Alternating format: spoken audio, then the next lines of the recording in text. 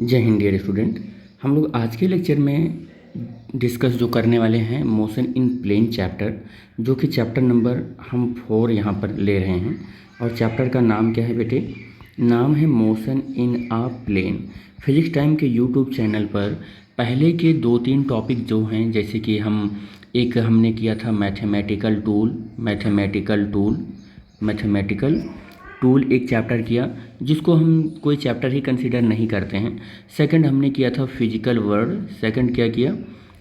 Word किया था। और हमने जो सेकंड चैप्टर किया वो है यूनिट एंड मेजरमेंट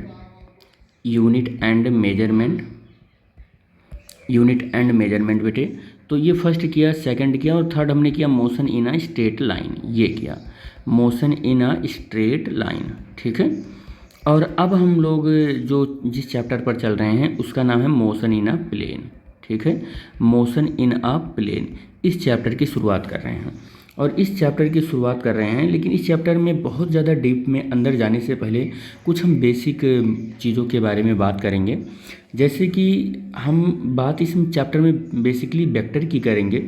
तो सबसे पहले हम एक चीज़ जानने की कोशिश करते हैं कि वेक्टर आखिर ज़रूरत क्यों पड़ी, यानी कि नीड्स फॉर वेक्टर, हमें ये क्यों ज़रूरत पड़ी नीड्स फॉर वेक्टर। तो एक चीज़ मैं आपको थोड़ा सा इंट्रोडक्शन के तौर पर बताने की कोशिश करूँगा बेटे। नीड्स फॉर वेक्टर में अभी तक आपने क्या देखा कि 1 डायमेंशनल मोशन देखा, और आपने 2 डायमेंशनल मोशन देखा, और 3 डायमेंशनल मोशन देखा।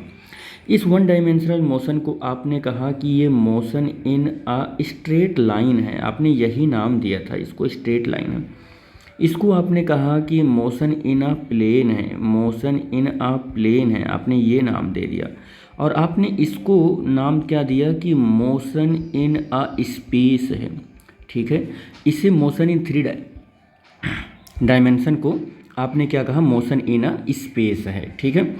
अब बेटे ध्यान देना, मोशन इन 3 डायमेंशन को मोशन इन स्पेस, 2 डायमेंशन को मोशन इन प्लेन, 1 डायमेंशन को मोशन इन स्ट्रेट लाइन।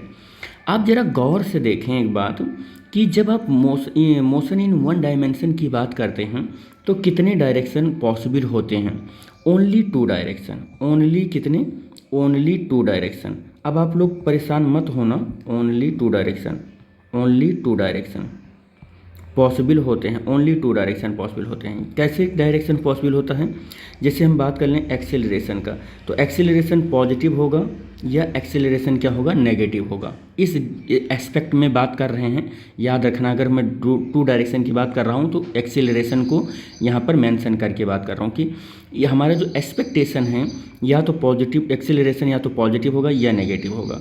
या हमारी जो पोजीशन है वो पोजीशन या डिस्प्लेसमेंट की बात करें, तो ये हमारा क्या होगा, जिस डायरेक्शन में मोशन हो रहा है उस डायरेक्शन में पॉजिटिव, या हम अपोजिट नेगेटिव लेंगे।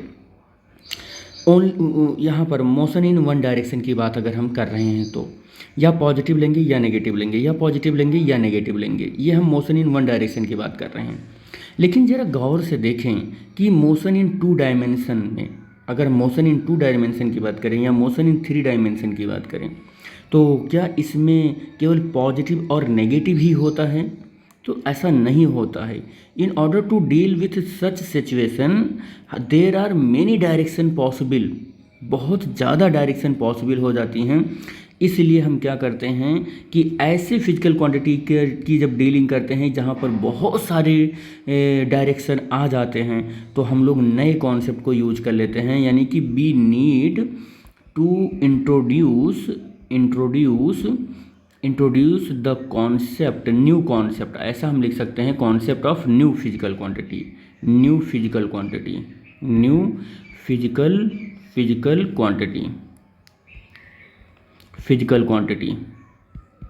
ठीक है, कॉल्ड वेक्टर। इसी को हम क्या बोलेंगे, वेक्टर कहेंगे। आई होप जो मैं आपको समझाने की कोशिश कर रहा हूँ वो आप समझ पा रहे होंगे कि क्या है, ठीक है।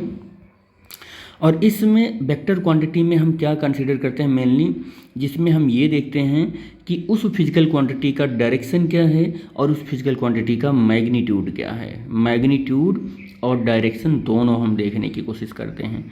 लेकिन जब कभी भी हम motion in a straight line पढ़ते हैं तो हम ये देखते हैं कि वो पॉजिटिव है, यानी कि बढ़ रहा है, मोशन इन स्ट्रेट लाइन में केवल अगर कोई चीज़ पॉजिटिव है तो हम इतना ही कंसीडर करते हैं कि वो एक्सेलरेशन इंक्रीज हो रहा है या एक्सेलरेशन डिक्रीज हो रहा है, यानी कि जिधर मोशन है उधर ही एक्सेलरेशन का डायरेक्शन है या मोशन के केवल अपोजिट डायरेक्शन में है। या हम ऐसे कह सकते हैं कि मोशन इन स्ट्रेट लाइन में दो ही डायरेक्शन पॉसिबल हैं, या तो लेफ़्ट या तो राइट, या तो फॉरवर्ड या तो बैकवर्ड। आप ऐसे भी लिख सकते हैं, फॉरवर्ड या तो बैकवर्ड, ठीक है, बैकवर्ड, ठीक है, बैकवर्ड। लेकिन मोशन इन 2 डायमेंशन या 3 डायमेंशन में बहुत सारे डायरेक्शन पॉसिबल होते हैं। दैट्स वाई हमें ज़रूरत ये पड़ गई कि वेक्टर की नीड्स फॉर वेक्टर, तो हमें वेक्टर की ज़रूरत पड़ गई। तो बेसिकली इस टॉपिक में हमारा यही काम था दिखाना कि वेक्टर की नीड क्यों पड़ी। तो इस लेक्चर में हम लोग इस एक बहुत इंटरेस्टिंग टॉपिक को जान पाए कि वेक्टर्स की ज़रूरत क्यों हुई। हम लोग नेक्स्ट लेक्चर में मिलेंगे और उसमें हम लोग मोशन इन अ प्लेन की फर्स्ट टॉपिक को एक्सप्लेन करेंगे जिसका नाम है स्केलर एंड वेक्टर। तो थैंक्स फॉर वॉचिंग वीडियो बेटा, थैंक यू। बने रहिएगा फिजिक्स टाइम के यूट्यूब चैनल के साथ। थैंक यू बेटा।